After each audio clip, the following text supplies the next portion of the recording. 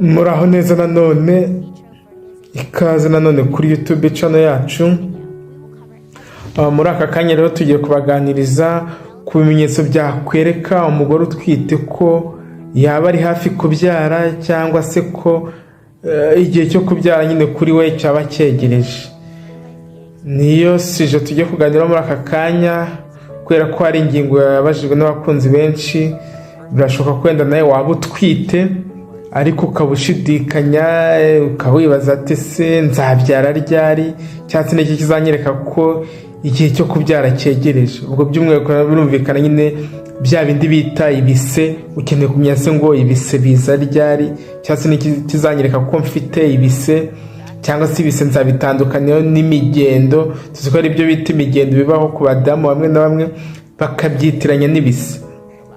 Ibi byose rero urashira amatsiko muri no video bibe byagufasha kuzamenya igihe cyawe cyo kubyara, igihe cyageze cyangwa se cyegereje, kuryumvisha ikimenyetso runaka wahita ukeka ko wenda ari ibise nyabyo, bityo ukaba wakwihutira kugana ivuriro rikwegereye cyangwa se ukaba wahamagara muganga usanzwe gukurikirana nk'umubyeyi utwite, akaba yakugira uko yakubwira inama y'uko icyo gukora cyangwa se uko bigenza. Rero wowe waba utwite bwa mbere cyangwa se warasomye bwa mbere, kureba ino video biraguha ubumenyi ku bijyanye n'ibise cyangwa se ibimenyetso byo kubyara, ku buryo umubyeyi utwite wese wagira iki kimenyetso ahita akeka ko yaba yegereje kubyara. Muri kumwe na Dr. Gasangwa Patrick, ndakomeza kubakangurira gukomeza gukora subscription kuri YouTube channel yacu kugira ngo mukomeze kujya mubona video zitandukanye tuzakomeza kujya tubashyiraho ku gihe. Ariko nawe ushobora kuba ufite icyo mvuga udasobanukiwe, kwerenda muganga runaka yakikubwiye cyangwa se ntabwo wumva ufite amatsiko, uratwandikira muri comment tugateguraho video tugakomeza kungurana ubumenyi. Rimwe na rimwe rero nyine buri hari igihe umugore utwite abashobora gutungurwa indi kamufata ari nko ku rugendo atari yiteguye ngo abe yitwaje wenda nk'utwenda tw'umwana, cyane ko nyine birumvikana umuntu utwite aba yarateguye imyenda. Ariko burya hari ibimenyetso byakwereka ko uri hafi yo kubyara, nyine nibyo tugiye kurebera hamwe.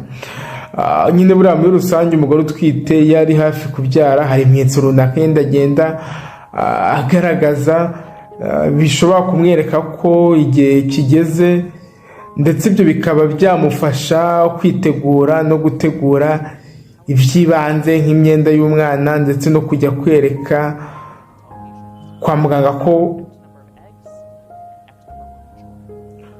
cyangwa se akaba yajya kwa muganga hakiri kare kugira ngo abe yafashwa ku gihe, bityo abe yabyara umwana nta bibazo agize, ndetse nawe mubyeyi utwite nta bibazo ugize.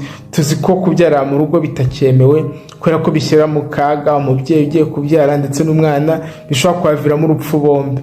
Niyo mpamvu dukangurirwa kubyarira kwa muganga. Rero ibimenyetso bya mbere byakwereka ko igihe cyo kubyara cyegereje, nk'umugore utwite hari ibimenyetso byakwereka ko igihe cyo kubyara cyegereje. Muri ibyo bimenyetso harimo hari igihe tuvuga ngo icyambere umwana atangira kumanuka. Mu gihe uburi nyine ibyumweru biri hagati ya 2 na 4 ngo ubyare, umwana atangira gucurama no kumanuka mu magufa nyine y'amatako, birumvikana nere amagufa azi nka pelvis, birumvikana. Iki rero kikaba ari ikimenyetso gitangira gutegurira umwana gusohoka, aho nyine asohoka abanje umutwe. Birumvikana nyine ni wa mwana uzavuka ushaka kuvuka mu buryo bwiza cyangwa se batakobaze, kwa ko ni umwana aba yamanutse umutwe akaba ari uri hasi, kuko haje ikindi gice nk'amaguru cyangwa se ikibuno cyangwa se yitambitse, urumva ko ibi bitabaho. Ariko wa mwana ucuramye umutwe uri hasi niko bizagenda.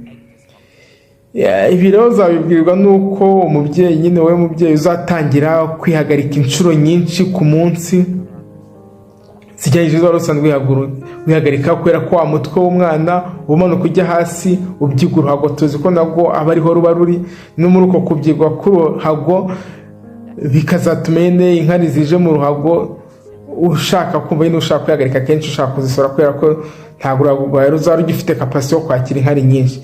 Kubera ko nyine umwana acuramye umutwe nyine ugenda ukandurago cyangwa se urubyiga nyine bikaguteza kuba kwihagarika inshuro nyinshi. Ngicyo rero kizakubaho mbere. ariko ntabwo ikintu cyiza bizabivuze ko ugiye kubyara, ahubwo bizavuga ko nyine igihe cyo kubyara cyegereje, bityo utangire witegura. Icya kabiri kizakurikira cyangwa se umuntu ashobora kugira inkondo y'umura itangira kwaguka. Uko umutwe nyine w'umwana ugenda umanuka nyine n'inkondo y'umura itangira kwaguka. Inkondo y'umura nyine ni iki? Inkondo y'umura ni hariya nyine hasi kuri nyababyeyi haba hafunze, ubundi nta kominikasiyo iri hagati yaho na vaje cyangwa se n'hariya umuntu abyarira. Bivuga ngo ni inkondo y'umura nyine ni hasi ku nda ibyara cyangwa se kuri nyababyeyi, noneho hagakurikiraho aho umwana asohokera. Rero uko umwana cyangwa se umutwe w'umwana ugenda umanuka, niko umuntu arushaho gukanda cyangwa se uriya mutwe ugenda ukanda inkondo y'umura ikaguka. Uko yaguka rero ni nako birushaho gutuma yafunguka. Kandi uri nyine ikirango cyangwa ko nyine umuntu ari kunda ni uko inkondo y'umura nyine iba yafungutse. Impamvu uzasanga uko ugenda wisuzumisha mu gihembwe cya gatatu ugeze mu byumweru 38, 39, akenshi nujya kwa muganga, umuganga azakubwira reka tugusuzume hasi twumve aho inkondo y'umura igeze. Azashaka kumva ko wenda yatangiye gufunguka, ariko aha nanone ugomba kuzirikana ko uko ifunguka yenda bigenda babara kuva ku 10 kugera kuri 1 ndetse no kuri 0 yifunze. Ariko icyo wazirikana ko umuntu ubyaye inshuro nyinshi akenshi bisa nk'ifunguye kuri 1, kuri 2, ariko iyo byarenze 2 kuzamura ibise biba byanatangiye, buriya bivuze ko umuntu ari kunda. Rero muganga wakeneye kumva ko yatangiye kwifungura mu gihembwe cya gatatu kugira ngo yagokwa areriti yuko kubyara byegereje, bityo nawe ube watangira nyine kwitegura nk'ubyo twite, cyangwa se yasanze yageze kuri 3 nubwo waba wagiye utiteguye ntabwo wasubira mu rugo, icyo gihe utumaho ibya bindi wari wateganyije byo kwakira umwana, ariko bakagufasha kwa muganga kuko bivuze ko ibise byatangiye isaha n'isaha nyine wabyara. Ikindi gishobora kukubaho hari ukubabara umugongo no kumva ibimeze nk'ibise nyine, ubwo ibyo byabise nyine nabyo byatangiye kubara mu mugongo ndetse no mu kizakindi nabyo ubundi iyo byaje aba ari ibise, ariko rimwe ushobora kubabara rimwe mu mugongo ubundi ukababara mu kizakindi. Rero kubabara mu umugongo umubyeyi ashobora kuribwa nyine umugongo wo hasi kandi akaba ashobora no kubabara mu kizakindi nyine, birumvikana ikintu kikaba ari ikimenyetso gishobora kukwereka ko inda yawe iri hafi kuvuka. Icyo tuzikana nuko nyine iyo ubabara mu kiziba cy'inda n'umugongo bimareye iminota nk'umuntu nk'amasegonda 50, icyo aba ari igise nyacyo, aho uba ugomba kwihutira kujya kwa muganga. Ikindi gishobora kubaho, hari abashobora kurwara impiswi idakabije. Kurwara impiswi yoroheje mu gihe witegura kubyara biterwa n'uko nyine imikaya y'umubiri yabaye nk'iyoroshye, bikaba bigaragara ku bagore bake. Ntabwo bivuze ko ibi byose bidatuma kuvuga byose uzagira nk'ibi by'imiswi bizaba ku badamu bake, ntabwo buri badamu bazabigira, cyangwa se umudamu wese ugiye kubyara cyangwa se wenda kujya kunda azabigira. Ikindi, ibiro ntibikomeza kwiyongera. Ubundi nyine mu buryo busanzwe iyo umugore atwite ibiro bye bigenda byiyongera, ariko iyo umugore yegereje ibyumweru 36 ntabwo bikomeza kwiyongera, ahubwo abagore bamwe bashobora no gutakaza amagarama ku biro bari basangana. Ariko ibi nanone bikaba biterwa n'uko amazi umwana yogamo, mu cyongereza twita amniotic fluid, aba agenda agabanuka uko igihe cyo kubyara cyegereza. Amazi rero ntakomeza kwiyongera ahubwo aragabanuka, ariko ibiro by'umwana byo ntibigabanuka, kandi cyaba ikimenyetso cy'uko wegereje kubyara nacyo. Amazi agenda agabanuka, niyo mpamvu uzasanga umuntu avuga ngo umuntu yararengeje itariki yo kubyara. Bagiye itariki yo kubyara irenga, bivuze ko amazi agenda agabanuka cyane, kandi uko agabanuka cyane ibyo bishyira mu kaga umwana utwite, bityo hari bikaba byaviramo no kuba yapfira mu nda kubera amazi yagabanutse. Niyo mpamvu kurenza itariki yo kubyara ntabwo ari byiza, niyo mpamvu ugomba kubivugana na muganga. Nyine amazi agabanuka, wowe mubyeyi nta ruhare wabigizemo, ariko buri umubyeyi yumva ashaka gutegura utuntu tw'umwana nyine wagomba kwitegura ukaba wagenda. Rero nyine umubyeyi nyine birumvikana atangira kwitegura no gutegura ibyo umwana nyine azakoresha, birumvikana. Nguko rero rwose aba ari byiza ko utangira kwitegura nyine utangiye kubona ibimenyetso nk'ibi. Rero nanone ibimenyetso twavuga ibimenyetso bizaranga umubyeyi kuko uri kunda. umubyeyi nyine uri ku nda ugeze igihe cyo kubyara watangiye kugira ibise, hari ibimenyetso bigaragaza ko umwana nyine ari hafi kuvuka ndetse ko igihe cyo kubyara nyine kigeze. Wenda ibyo mbere yuko tubijyaho nabyo, ariko hari ababa batazi se ibise biba bimeze gute, kuko nyine nabyo ni ikizami gigoranye. Nimba ugiye kubyara bwa mbere mu by'ukuri ntabwo ko ibise ntabwo ubizi mu by'ukuri uko byagenda kose. Ibise rwose ntabwo ababyeyi bose babizi, niyo mpamvu nabyo tugomba kubibabwira kugira ngo mushire amatsiko umenye ibyo ari byo. Iyo bavuze ibise nyine ni kuri uyu mubyeyi utwite ababara mu kiziba cy'inda wenda n'umugongo, ariko akenshi burya biba byaturutse nicyo twakwita nk'uko tuvangwa icyo twita wenda contraction mu gifaransa, kuri misikere zose cyangwa se ku nyama zose. Uko inyama nyine nimba uzamuye ukuboko, ino nyama ya biceps ikakora contraction uzamuye ukuboko. Nyiranyababyeyi rero nayo ni inyama, n'ubwo wenda inyama ziyigize atari inyama zitukura ahubwo inyama z'umweru nazo zikora contraction. Tuzikane ko ku nyama z'umweru contraction nyine ziri involontaire, nta ruhare ubigiramo, nyine zirikoresha. Niyo zitandukanye n'izi nyama z'inyuma ku mubiri nyine ziri red cyangwa se zitukura. Rero ibise ni nyababyeyi contracta, bityo kugenda yikontracta bikaba byasunika umwana akabasha gusohoka. Nguko rero icyo bita igise, ariko tuzikana ko igise nyacyo ni igise gishobora kumara hagati y'amasegonda 40 kugeza kuri 60. Niba kije kikamara amasegonda 3 ntabwo cyazaba ari igise nyacyo, niba bazita imigendo cyangwa se force contraction. Rero igise nyacyo nuko ni contraction ya nyababyeyi, ariko kikaba gishobora kumara hagati y'amasegonda 40 kugeza kuri 50-60, hejuru y'amasegonda 40. Icyo nicyo gise nyacyo. Ukibonye kikamara ayo masegonda, kwa muganga dushobora turabyestima, kuko ari urupapuro buzuza umubyeyi yagiye kubyara bita paritogramme. Byose tuba tubireba ko umuntu yagize ibise nyabyo cyangwa se bitaraza nyabyo, wenda kiri imigendo agifite.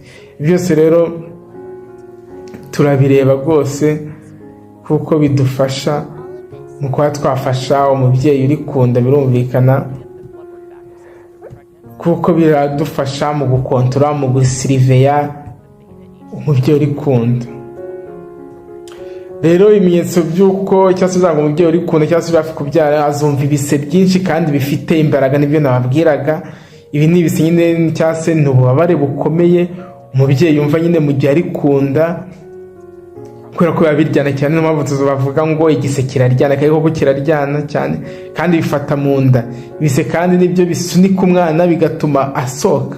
Nta bise umubyeyi afite ntiyabasha kubyara neza, ndetse n'inkondo y'umura ntiyabasha gufunguka. Rero tuzava ko umubyeyi ari ku nda ni igihe bya bise biryana, nyine ya contraction y'ababyeyi bihari, ndetse n'inkondo y'umura yafungutse. Buriya inkondo y'umura itarafunguka ntabwo uzaba uri ku nda.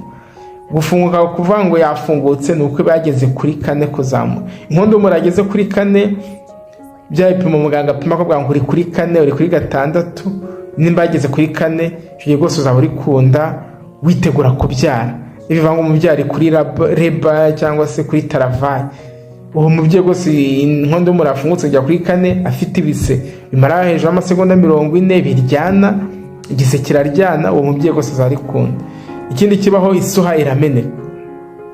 Isuha tuzikane ko ni y'amazi umwana aba yogamo, aho burya antare amazi aramurinda rwose. Isuha rero imenetse kiba ari ikimenyetso cy'uko umubyeyi ari hafi kubyara. Akenshi kunze kumeneka habura igihe gito ngo umwana avuke. Gusa wenda hari ababyeyi bagira ibyago isuha ikamenekera mu rugo hakiri karindira n'igihe cyo kuvuka kitaragera. Iyo imenetse bivuze ko y'amazi arameneka agatakara, kandi twabonye ko n'amazi ni ingenzi cyane ku mwana, kuko arinda umwana kuba yakomereka, amufasha no guhumeka, umwana arayamira n'ibindi. So urumva ko ino suha ni ingenzi cyane. Niyo mpamvu iyo imenetse uri mu rugo, inda yabigeje igihe yaba itegeje igihe, ihutire kujya kwa muganga bagufashe. Iyindi igeje igihe uhita urabyara, uhabwa imiti yongera ibise. Iyindi itarageza igihe ntabwo wabyara, birumvikana. Bizasaba ko ahubwo bagusitimira cyangwa se baguha imiti ituma umwana akura, ibihaha bye bikura, ubundi bagutegure kubyara. ikindi nyine kibaho umuntu yegereje kubyara, inkondo y'umura nyine nayo irafunguka nk'uko twari tumaze kubivuga. Uko umwana agenda arushaho kumanuka ngo avuke, niko buriya nyine agenda anafungura inkondo y'umura. Gufunguka rero kw'inkondo y'umura kuba twe tubibarira nyine mu masantimetero. Umubyeyi abyara uko inkondo y'umura yafungutse kugeza kuri santimetero 10. Tubipima dukoresheje intoki nyine, iyi 10 umuntu aba yashyiramo intoki zikagera nk'ahantu hangana gutya nyine hanini cyane, kuvanga kugira gutya muri ubu burebure nyine aba ari hanini cyane rwose, santimetero 10, ku buryo umuganga ufite intoki nto ntabwo abasha kuhumva kuko santimetero 10 ni nini cyane. Icyo gihe umwana rwose aba yafungutse, inkondo y'umura yafungutse, umutwe w'umwana rwose uri hanze, umuntu ashobora no kubona inyuma muri handi umubyeyi abyarira rwose, umutwe uba ushobora kuba ugaragara. Rero nuko tubara inkondo y'umura yafungutse, ariko tuzi ko bitangira buhoro buhoro, kuri 1, kuri 2 bitangira ajyamo agatoki kamwe, umutwe w'agatoki bikagenda byiyongera, tugenda tuzamuka gahoro gahoro mpaka bigeze kuri santimetero 10, niho umuntu ashobora kubyara rwose nta kibazo.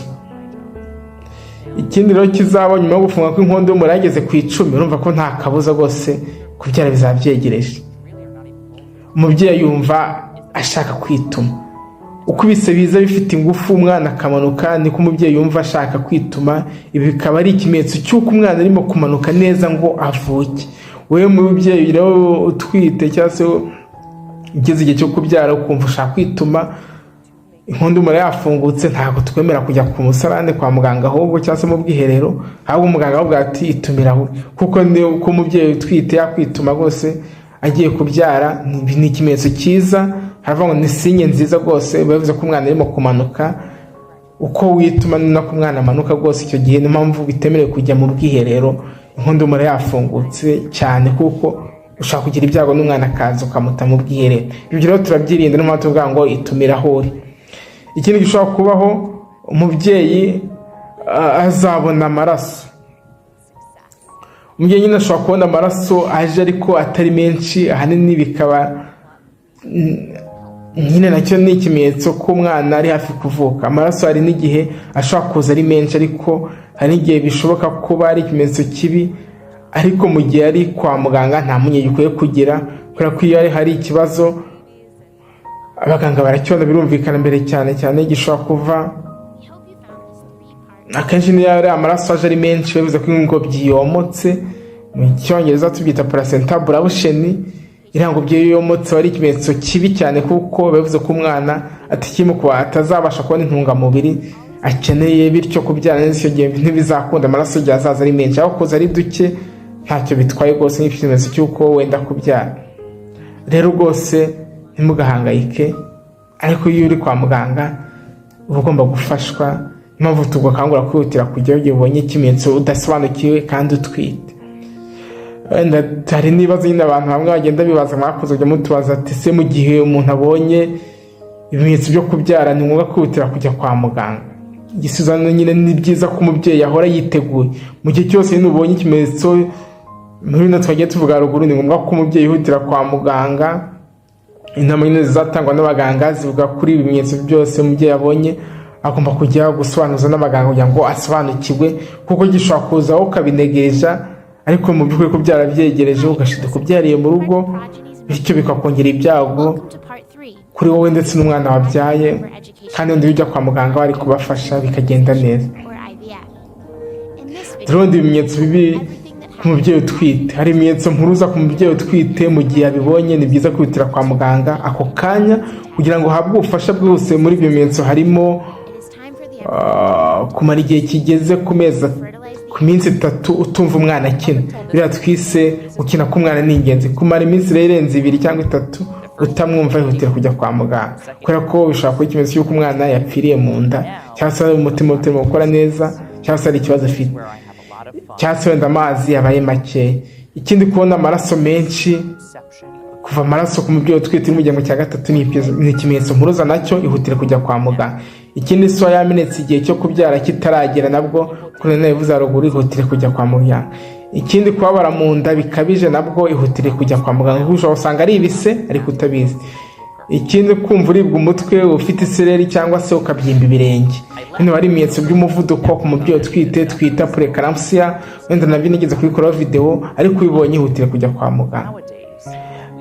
Ikindi wakwaza se kunywa imiti ya kinyarwanda mu gihe umuntu yitegura kubyara, buriya ni byiza. Ababyeyi benshi barayikoresha, cyangwa se mama ufite mama wawe cyangwa se nyoko kwe muri rusange rero kunywa imiti ya kinyarwanda si byiza, kuko bishobora guteza umwana ibibazo birimo kuvuka ananiwe no kuba yapfira mu nda. Burya ibyo tunywa n'ibyo turya bigera ku mwana, kimwe n'uko wabyisiga. Burya rero ibyo nyine byagera ku mwana, ni byiza gukurikiza inama za muganga gusa, kandi mu gihe cyose ugize ikibazo kwitira kwa muganga aho gukoresha iyo miti. Iriya miti rero ya kinyarwanda basiga ababyeyi, iriya miti irakora pe, ibirimo ibise. Hari ibiya isitimira ibise, bityo ugasanga umuntu agize ibise byinshi, kandi kugira ibise byinshi birenze ibikene, birenze amasegonda 60 cyangwa se 40, bikajya biza byihuta cyane, ni bibi ku mwana kuko binaniza umwana, bityo ugashiduka ubazwe bitari ngombwa. Rero niyo mpamvu gukoresha iriya miti ya kinyarwanda rwose si byiza. Noneho iyo unywayo ishobora kwinjira mu mwana ikaba yamwangiriza umwijima, yamwangiriza impyiko, ibi byose urumva ko ari bibi rwose. Iriya miti ya kinyarwanda ntimukayikoreshe. Ngwayo rero guko ibyo twaganira byose mubyiteho, ibise ntibizaze ngo biyoberwe n'ubwo waba ugiye kubyara bwa mbere wakurikiye ino video. Murakoze rero cyane, mwe kumwe na Dr. Gasangwa Patrick, mukomeze mukore subscription. Bye bye, ciao ciao. At the end of those 5 to 7 days, you have what's called a blastocyst. By the time we get to day 5, 6, or 7, we have grades. We know how these embryos look. How have they performed? And we have data. So quite often we can tell patients we retrieved X number of eggs and X number were mature. Of the ones that were mature, this many fertilized. Of the ones that fertilized, this is how they looked on day 3 when they went through that first metabolic process.